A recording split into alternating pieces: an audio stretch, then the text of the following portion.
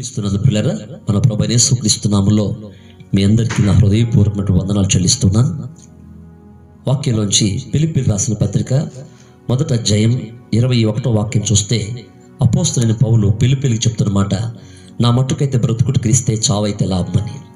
ఈ లోకంలో ఏ వ్యక్తి కూడా చావు నాకు లాభమని చెప్పడం. ఎందుకంటే ప్రతి వ్యక్తికి బ్రతకాలని కోరుకుంటుంది. బ్రతకడం కోసం ఒక వ్యక్తి ఏదైనా చేస్తాడు. మరణించడం అంటే ప్రతి వ్యక్తికి భయం. ఈ లోకంలో ప్రతి వ్యక్తిని భయపెట్టేది మరణం.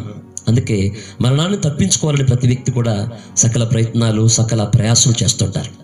కానీ పౌలు ఎందుకని చావు లాభం అన్నాడంటే, బ్రతుకుడు క్రీస్తు కాబట్టి. ఎవరైతే క్రీస్తు కొరకు బ్రతుకుతారో వారికి చావు లాభంగా ఉంటుంది. ఈ వాక్యం నీ జీవితంలో నువ్వు క్రీస్తు కొరకు బ్రతికే వ్యక్తివైతే మరణానికి భయపడవు. మరణం కూడా నీకు లాభం. ఎందుకంటే క్రీస్తు కొరకు బ్రతికిన వ్యక్తి చనిపోతే ఆ వ్యక్తి పరలోకంలో ఉంటాడు. ఆ వ్యక్తి నిత్యత్వంలో ఉంటాడు. ఆ వ్యక్తి క్రీస్తు యేసునందు ఉన్నతమైన పిలుపు కలిగే బహుమానం పొందుకుంటాడు. నీతి కిరీటాన్ని సంపాదించుకుంటాడు. పరలోక ఆనందాన్ని పొందుకుంటాడు. శాశ్వత రాజ్యాన్ని పొందుకుంటాడు. కన్నీరు, కలతలు, దుఃఖము లేని జీవితాన్ని ఆ వ్యక్తి అనుభవిస్తాడు. ఈ పూట వాక్యం నీ జీవితంలో నీకు బ్రతుకుట క్రీస్తు అయినప్పుడు చావు నీకు లాభంగా మార్చబడుతుంది. ఈరోజు వాక్యం విన్న దేవుని బిడ్డ, ఎవరి కోసం బ్రతుకుతున్నావు? మనుషుల కోసమా? ధనం కోసమా? పేరు ప్రఖ్యాతల కోసమా? అధికారం కోసమా? లేదు, ప్రభువు కోసం బ్రతుకు. దేవుని కొరకు జీవించు. అప్పుడు చావు నిన్నేం భయపెట్టలేదు. నువ్వు దేవుని కొరకు ధైర్యంగా బ్రతకగలుగుతావు. ఈ లోకంలో నిన్ను ఏది భయపెట్టలేదు. ఎందుకంటే మరణమే నిన్ను భయపెట్టినప్పుడు ఇంకెవరు భయపెట్టగలరు? ఎవరు నిన్నేం చేయలేరు. నువ్వు దేనికి భయపడవు. ఒక వ్యక్తి క్రీస్తు కొరకు బ్రతికినప్పుడు చావు లాభంగా మార్చబడుతుంది. మరి ఈ మాట చెప్పడానికి పౌలుకి ఎంత గడుసు ఉన్నాయండి? ఎలా చెప్పగలిగాడు? ఏ స్థితిలో ఉంటే చెప్పగలిగాడంటే, అదే ఫిలిప్పీ పత్రిక 3వ అధ్యాయం 7వ వాక్యం చూస్తే, ఏవేవి లాభమో ఈ లోకంలో వాటిని నష్టంగా ఎంచుకున్నాను అన్నాడు. మన జీవితంలో పిల్లరా, మనకి ఈ లోకం లాభంగా కనిపించేవి మనం నష్టంగా ఎప్పుడైతే ఎంచుకుంటామో, ఎప్పుడైతే వాటిని నష్టంగా చూస్తామో, క్రీస్తుని సంపాదించుకుంటాం. క్రీస్తుని మాత్రమే సంపాదించుకున్నప్పుడు ఈ లోకంలో కనిపించేవన్నీ కూడా మనకు లాభంగా అనిపించవు. అందుకే పౌలు అంటాడు, ఏ విధము చేతనైనా మృతుల్లోంచి పునరుద్ధానం కలగవలనని, క్రీస్తు యేసు యొక్క విశేష జ్ఞానం సంపాదించుకోవాలని నాకు ఈ లోకంలో లాభంగా కనిపించేవన్నిటిని కూడా పెంటతో సమానంగా ఎంచుకున్నాడు. ఎందుకంటే పిల్లరా, లోకము దాని ఆశలు గతించిపోతాయి. పంచభూతాలు మహావేంద్రముతో లయమైపోతాయి. కాబట్టి దేవుని వాక్యం మన జీవితంలో మనం ఈ లోకంలో ఉన్నవన్నీ నష్టంగా ఎంచుకొని ప్రభు కొరకు బ్రతుకుతాం. అంతేకాదు, ఎవరైతే క్రీస్తు కొరకు బ్రతుకుతారో చావైతే వారికి లాభంగా మార్చబడుతుందో వారిలో ఉండే 2 లక్షణం అంటే, అదే మాట రాయబడింది 13వ వచనంలో. అయితే ఒకటి చేయుచున్నాను, వెనుకున్న వాటిని మరిచి ముందున్న వాటి కొరకు వేగిరి పడుతున్నాను, గురి యొద్దకే పరిగెత్తున్నాను, ఉన్నతమైన పిలుపు కలుగు బహుమానం పొందాలని ఓపిక తెచ్చుకొని నేను పరుగు పందెంలో పరిగెత్తున్నానని చెప్తున్నాడు పౌలు.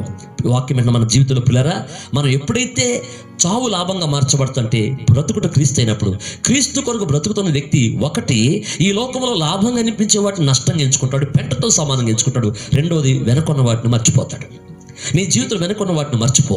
వెనుకున్న వాటి వైపు చూడమాక. లోతు భార్య వెనక వైపు చూసి ఉప్పు స్తంభం అయిపోయింది. ఈరోజు చాలా మంది ఆధ్యాత్మిక జీవితాల్లో వెనక తట్టు చూసి, లోకం వైపు చూసి, పరిస్థితుల వైపు చూసి, జరిగిపోయిన వాటి వైపు చూసి ఆధ్యాత్మికంగా స్ట్రక్ అయిపోయి ఉప్పు స్తంభంలా మిగిలిపోయారు. నీవు అలా ఉండొద్దు.